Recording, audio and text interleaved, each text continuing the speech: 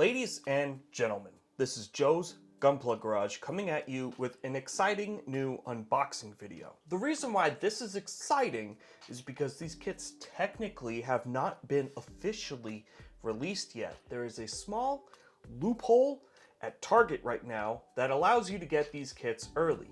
These kits are supposed to launch October 19th, I believe, is the actual date, because they are in support of Gundam Requiem for Vengeance, a new animated film that is going to be on Netflix. That premieres October 17th. As of filming this, it is October 3rd, so these are quite early. Basically what happened was someone went to Target, somewhere in the United States, and saw that these were already on the shelf.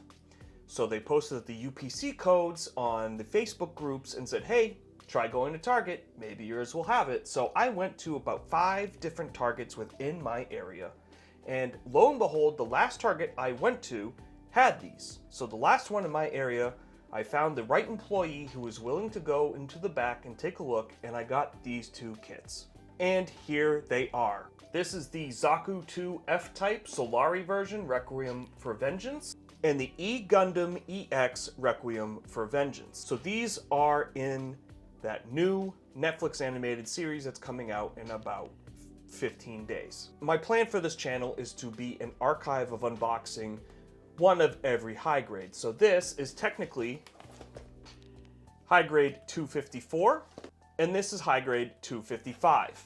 These 2 kits take place directly after the Lightning Buster Gundam, which we have not unboxed and looked at on this channel yet, and that's because it's still not here stateside. So these are here quite a bit early. Will your local comic or hobby shop have these? I don't know. All I know about is this Target loophole where you could ask a nice employee to go get it for you in the back, and they might potentially have it. So this video, we are going to take a look at the Zaku II F-Type Solari version, and then in the next video, we're going to take a look at the RX-78 Gundam EX RFV. I'm only unboxing these in separate videos just to keep the catalog of unboxing every numbered high grade more concise, more separated. I don't want you to have to watch half a video just to see the unboxing of the Gundam if that's all you were interested in. So the Gundam video will come out a day after this Zaku II Solari version comes out. So without further ado, we're going to unbox the Zaku II F-Type Solari version Requiem for Vengeance.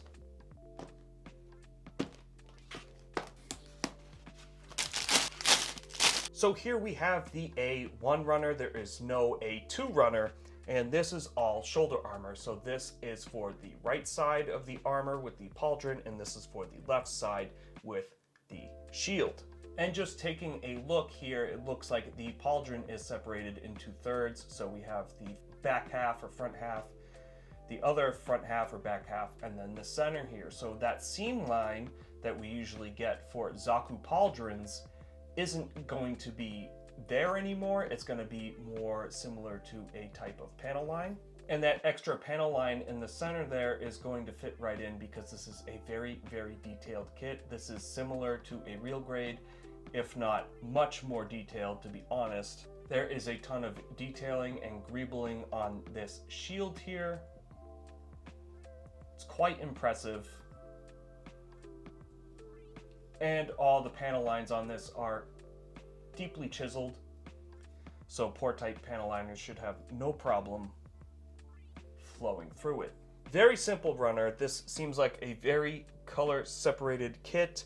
I don't think we're gonna have any color correcting stickers here, which is very, very nice. So let's move on to the B runners. Here we have the B1 runner, and the B1 and B2 runners do share some parts, primarily here for the arm and the foot, but the rest of this is all different, so we're just going to take a look at both runners individually.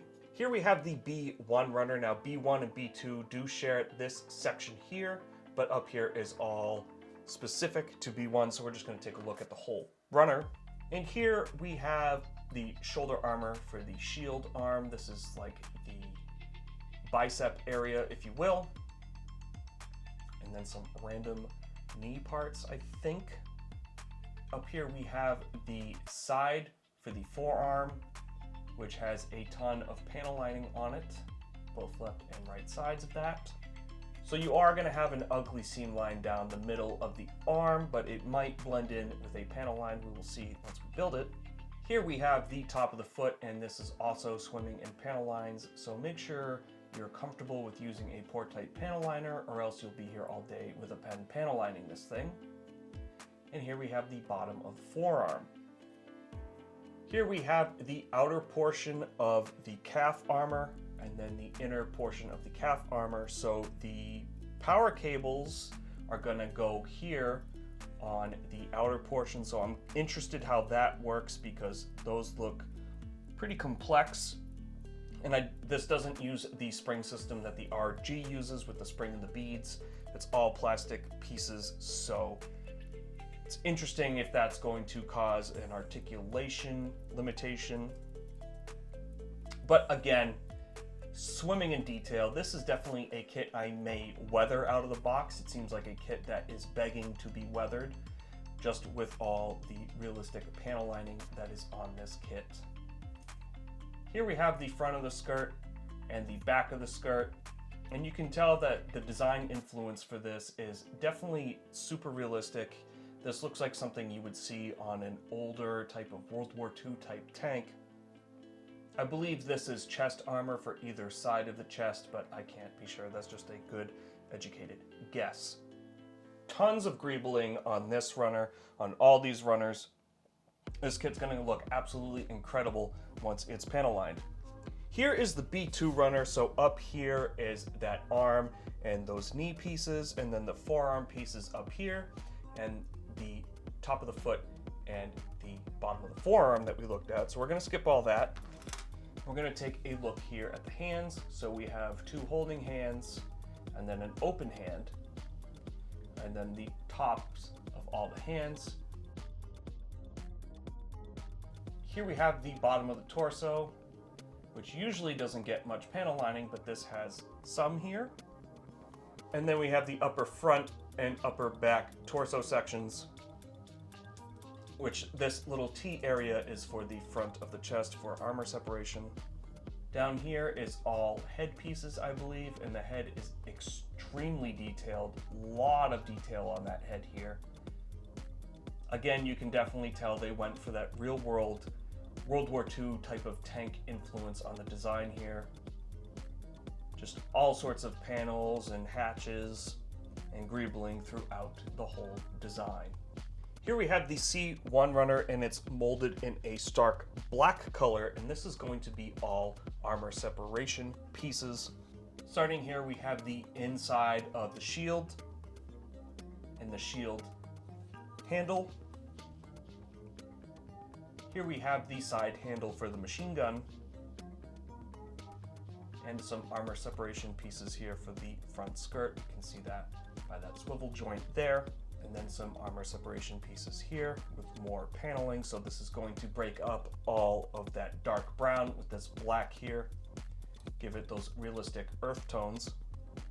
Here we have a new Zaku machine gun. It's quite longer than the original Zaku machine gun. Stock is quite a bit longer as well. And then here we have the main body part of the machine gun, and it looks like the magazine is off center quite a bit more than what we're usually used to. In here we have some grenades that go on the inside of the shield for more weapon capabilities. Here we have the top of the magazine. There are no bullets molded into either the gun or the magazine itself, so it's not like the RG. And then this is thrusters for the back of the backpack. We have the heat hawk here. And again, tons and tons of detail here. You got this like venting here. This will look really cool if you paint this. But I'll probably wait to paint this until I see the series and see how I can paint it accurate to the series itself. Some more thrusters here. And then some armor separation pieces. I'm not sure where these go. These might go right on the front of the knee itself. We have the front area for the waist. And then I believe these are going to be side skirts. Center section here for for the torso. And then some more armor separation, probably for the back of the legs and the snout for the Zaku face. Very impressive amount of surface detail here. I cannot stress that enough. This is swimming in surface detail. This is gonna look awesome. Here we have a simple C2 runner, and this is just the bottom of the feet and then the center section of the torso. So the feet are a little more caved in than I was anticipating. I was anticipating something a little more flat, which is kind of an interesting design take on these feet. Not sure if I actually like that, but it's also detailed within here. You can see all that trussing within, and we can see this bizarre little toe joint that many have pointed out on forums that they don't particularly like about this design. I definitely think it's very interesting that these are so concave. The front of the chest area is also super duper detailed.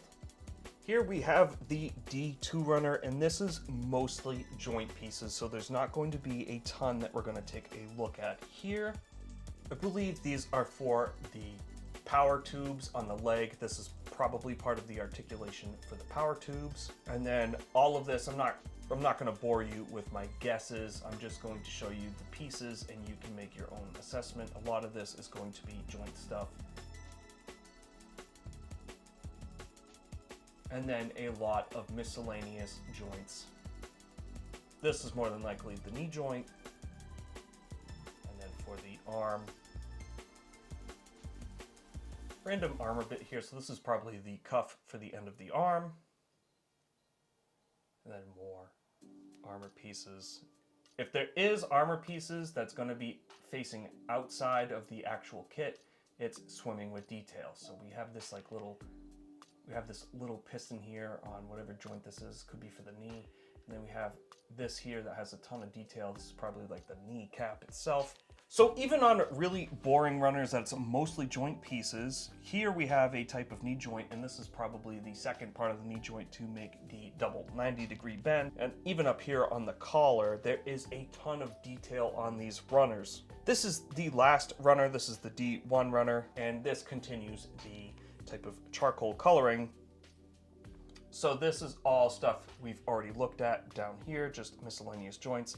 So the only thing that's different really is all the power tubes up here. So here we have another collar piece for the head, and then it's all power tubing for the center torso area, for the head up here, and then for the legs. So all that power tubing is in charcoal, and it is extensively detailed. This is an incredibly detailed kit.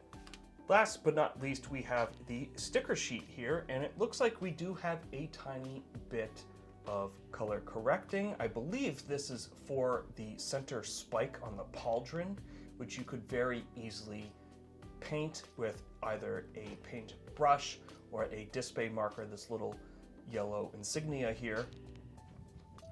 But we also have some real grade type caution decals, a Solari crew crest, and then some weathering type decals here.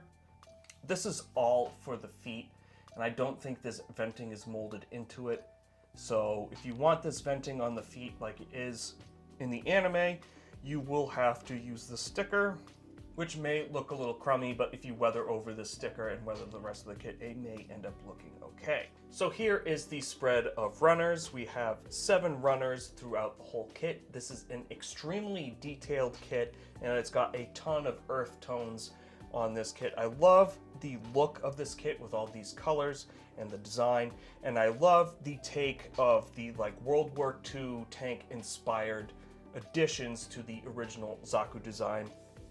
It scratches a big chord for me because 1 Year War is incredibly World War II inspired. So I think this looks really good. It's a cool what if type of scenario.